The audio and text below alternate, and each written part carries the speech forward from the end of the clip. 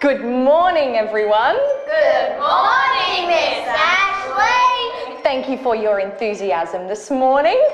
Today, we are going to learn about Abraham and Isaac. Abraham loved God very much, and he knew that God would be faithful to provide him with a son as he promised. When Isaac was finally born, Abraham loved Isaac very much. But imagine Abraham's shock when God asked him to sacrifice the son that he loved. How could God do something like that? But despite this, Abraham got up very early one morning with his son and travelled to the land of Moriah, where God commanded him to sacrifice his son. When they got close to the place, Abraham and Isaac left the servants, and Isaac asked his father, "Well, where is the lamb for the sacrifice?" Abraham just said, "God will provide." Abraham was ready to obey God when the angel of the Lord appeared and said, "Stop! Don't lay a hand on your son, for I know how much you fear God and would not even spare your only child." So Abraham saw a ram that God had provided for the sacrifice. God loved Abraham very much. As much as Abraham loved Isaac, he proved that he loved God more. God wants us to have faith in him and doesn't want us to love anything or anyone more than we love him.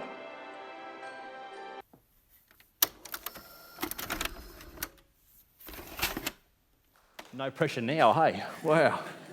Thanks to the team who did that. That's a lot of work that goes on behind the scenes to make that happen. So all this great artwork, actually, by the way, for our next series, which starts today. Sunday School Rebooted. It's all those classic stories that we remember as kids growing up. For those of you at least who were in church when you were growing up, it's okay.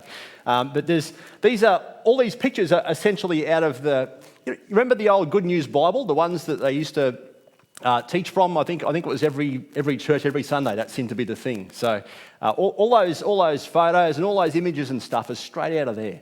And just thanks to the team for doing that. Just a quick reminder, we're going to have communion at the end of this morning's sermon. If you didn't collect it on the way, it's just up on the table at the back there, and you can grab that at some point before we do it.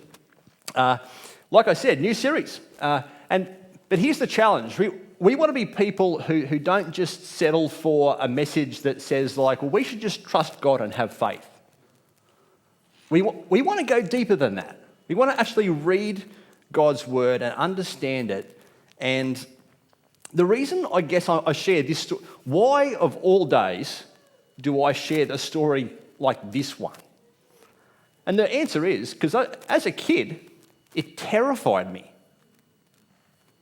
That's why I'm doing it. And I guess even though we know that there's this God and we should trust him, there's still this question in the back of our mind about what sort of God allows this sort of stuff to happen. Like, on what level did God think this was a good idea? We always have these questions as kids.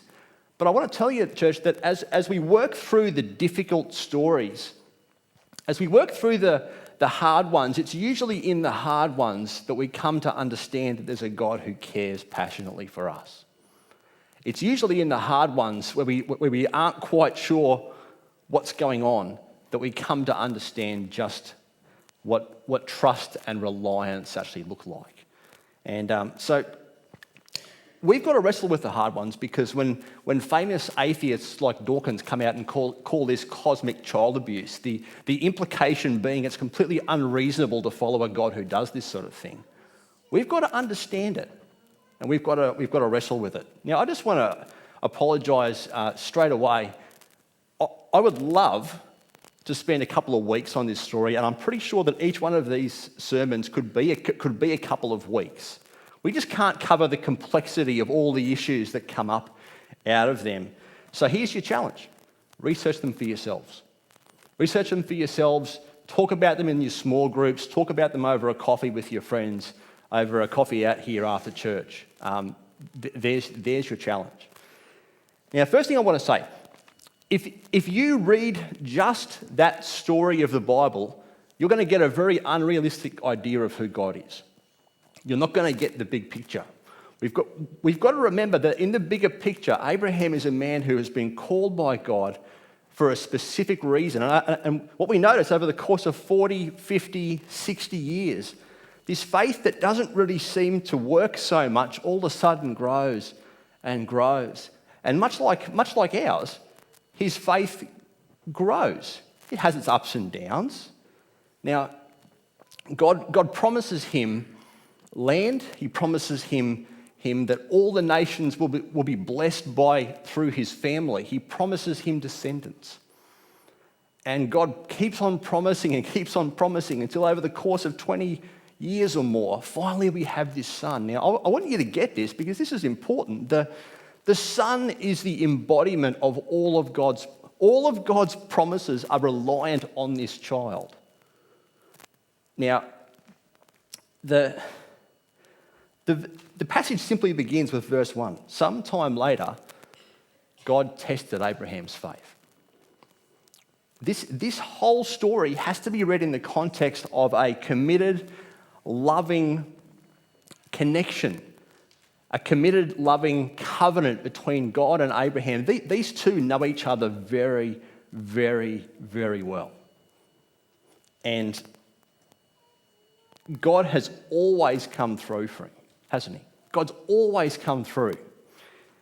But all of God's promises hinge on this child. Now, I think all of us can understand that the implication of this would be that when we have something very, very precious, what do? We put it in cotton wool and we hold it very, very closely. That's what we do. And I think all of us can understand what Abraham must be thinking about this son. Here's the big lesson of this passage. It's easy to say, and it takes a lifetime to get right. Faith means learning to live with your hands open. You guys love my police stories, so here's another one. There's many years ago in the land, and it doesn't matter. So many years ago, as a police officer, we got called to this car accident. And it sounded pretty serious on the way there, but you get there and the cars are right off. The guy's got a bump on his head, but he's all right, okay? He's okay apart from the bump on his head. But the problem is that he's holding the steering wheel and he's still got this sort of look. He has this look of determination. I'm sorry for those guys, with the camera right there. He's got this look of determination on his face and he's not engaging with anybody else around him. He's not trapped, but he is trapped in a sense, okay? He's holding on just in absolute determination. And we try our best to negotiate with this guy. Hey, look, man, we're here to help. The ambulance is here to help. It's going to be all right. You're not trapped. Something in his brain had frozen and there was no getting out. He was stuck there, focused on that thing. We had to pry his fingers off the wheel to get him to help. Now, I'm getting old. I can't remember who the car belonged to, but I'm pretty sure it wasn't his. The implication being that he was holding on to something so tight that he didn't own in the first place. And it's the same concept here. I think God is asking Abraham to be ready to give up the thing that you think is the most important thing that you've got. I want you to be willing to give it up for something even better. Something even better the something better is a deeper connection with the God who is the source of all the good things. But that connection with God is always there. But what happens over our lives is that all the stuff that God gives clouds the relationship, doesn't it?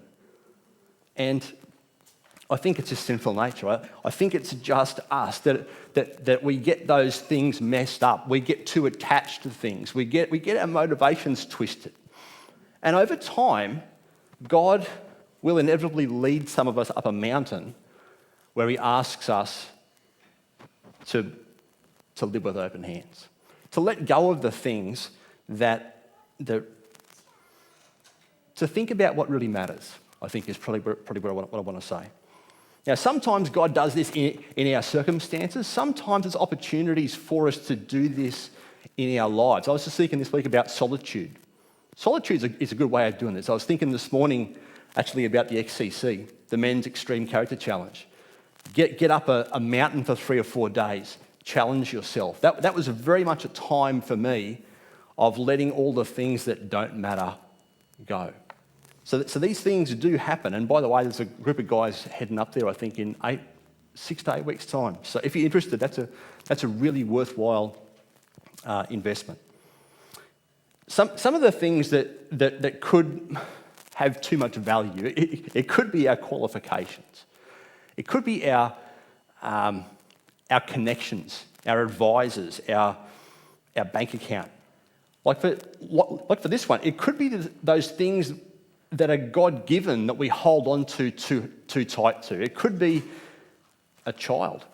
It could be a parent. It could be just a relationship. It could be like this one. It could be a dream. Something that you think God is going to use you for and it's just not working. A job, a skill, any one of those things that God has given, but sometimes it becomes more important than the God who gave it to you. Do you get what I mean? And I think Corrie Ten Boom gets it right. She simply just says, hold on to everything in your hands lightly, otherwise it hurts when God pries your fingers off. This story has to be read in the context of that. It's a brutal example of reminding us of the importance of living in a way where we have open hands to God. And you know what? Let's just call it the way it is. It hurts. Doesn't it? It hurts when God takes our fingers off things. I think for many of us, in the last 6 months and 12 months, many of us have experienced that in different ways. But can I just tell you that when God does that, he offers something that is so much better. So much better. Second point, I've only got 2 points. That's all I've got time for. Faith provides opportunities to teach what matters. Whenever I read this story, I am stunned. I am stunned by Abraham's got a moment where his heart's broken, but he has the foresight to get up the next day and off he goes. Unbelievable. Unbelievable. Verse 3, the next morning, Abraham got up early, saddled his donkey, took 2 of his servants with him along with his son, Isaac. He just gets going. Verse 5 continues. They get to the bottom of the mountain. He tells the servants, stay here with the donkey. The boy and I will travel a bit further. We will worship and we will come back. Man, talk about faith. Wow. That is the epitome of holding on to God's promises, believing that God's got this, right? And one of the things that I must have missed in Sunday school was it's probably very, very likely that Isaac is not a little kid. I always assumed that he was about 3 or 4. I just always had that thought. But when you get this, verse 6 says Abraham carries the wood up on his back up the hill, which is probably the steepest part of the hill. Many of the commentators say that the volume of wood for a sacrifice is quite significant. It is quite likely that he is 15, 20, maybe even 30, which sort of blew my mind a little bit. But you know what's amazing? At the top of a mountain, in verse 9, it just says, he tied his son Isaac and laid him on the wood. Now I think you can understand that there's got to be tears at this point, right, from Dad. But what there's not is there's no indication of this game of hide and seek going on at the top of the mountain. There's no indication of Isaac running away. It is just a picture of complete surrender, isn't it? And I think on some deeper level, it's actually a father teaching his son that surrender to God's the only way to go. Now, I wonder what happens on the 3 days home. It's not in the Bible.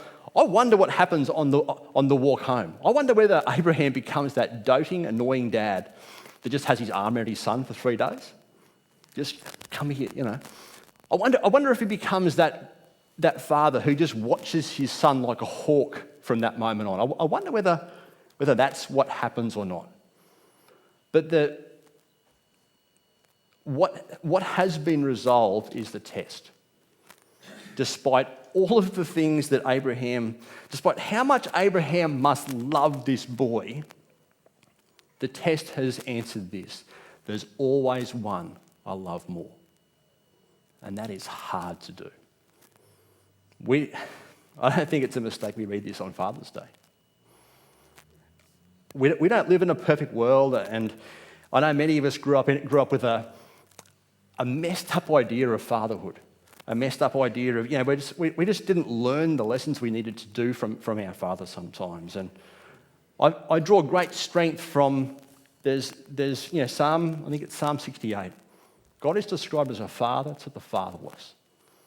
Now there is some complexity to that title that is just amazing. There is nothing better, regardless of who you are and regardless of what your journey of life has been, than resting in that idea that God is a father to you, a perfect father.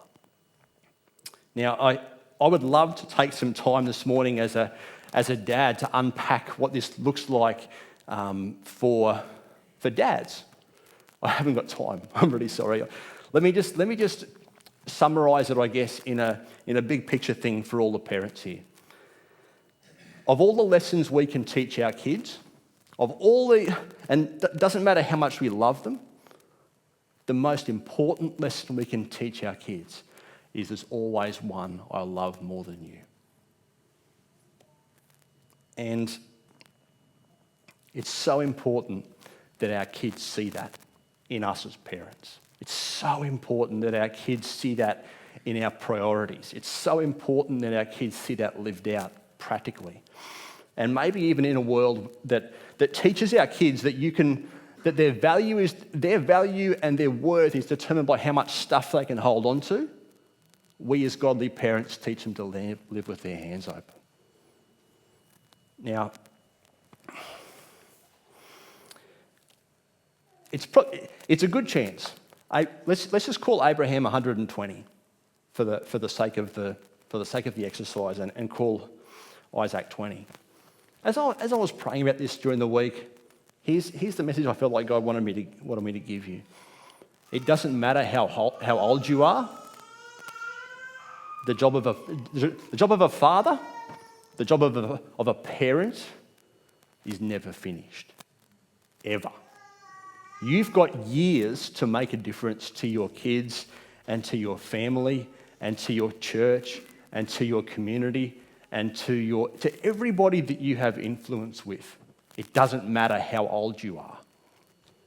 Make today count. I was just thinking this morning about, love to have more of us blokes out in the kids section. That would be cool. It doesn't matter. Make today count. If we're going to be those sort of parents and those sort of dads who have that sort of influence and teach our kids what matters, make today count. And maybe you've messed up. Maybe you made mistakes. Maybe you think that you've gone too far and it never worked. And I want to tell you, while you still have breath in your lungs, you've got an opportunity. Make it count. How do we learn to live with our hands open? How do we do that? How do we learn to live in that state of surrender? The answer is quite simple. We look to Jesus. Now, you might wonder, Steve, how do we get to Jesus from here? How do we get to Jesus from this story of all the stories? And can I tell you that there is a parallel between this and what Jesus would do in every single detail. Let me just share some of them with you.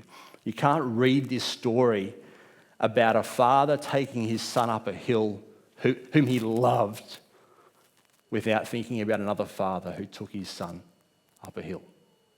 You can't think about a son who carried wood up the hill for the sacrifice without thinking about a son who would carry that wooden cross up a hill to be the sacrifice. You can't think about a ram caught in thorns without thinking about Jesus caught in a crown of thorns. You can't think about a son in surrender to his father without Jesus saying, "Not my will, but yours be done." Every single aspect of this story leads us to the cross. Here's the amazing thing. Mount Moriah, it's a seemingly irrelevant detail. The Mount Moriah mentioned here, there's a photo of it today up on the screen. That's where it is. It's the exact location where King Solomon one day would build the temple. The temple, the place where over history people would bring a sacrifice and make a sacrifice so they could be made right with God, becomes the place where Jesus would come to be the sacrifice, where finally there is peace with God, where finally there is surrender. You can't, the place where the curtain was torn in two, the connection between God and mankind restored. You can't read this story about a son spared by God without thinking about the son who wasn't spared by God. So finally, there could be peace with God. Because of Jesus' sacrifice, our sin can be washed away, our mistakes, our past, the things we got wrong can be gone. There's new life there. When we look to the cross, we see a God who not only did what was necessary to save us, but went above and beyond that. He went so far that he was willing to give everything for us so that we would never have to do anything apart from live with our hands open. We've got to learn that lesson. I think it's remarkable that maybe the most significant thing, I just thought of this morning as I was driving here. We often think about this story as being a story of great faith, and it is. It is a story about incredible faith on Abraham's part. But what it is really a story about is about God's faithfulness to us. That's what it's about. Romans 8:32 says this: "Since God did not even spare his own son, but gave him up for us all, won't he also give us everything else we need?" In response to that sort of love, we choose to live with our hands open. In response to that sort of love, we choose to live with our minds open. We choose to live with our hearts open to that sort of God. 2 questions. What are you holding on to? What are you holding on to? And how much more of himself would God give if we learnt to live with open hands? We're going to spend this morning, ending this morning's service just by sharing in communion, because there's no greater place we can be at than to celebrate what Jesus has done for each and every one of us. Would you join me in prayer as we just quiet our minds and just come before God?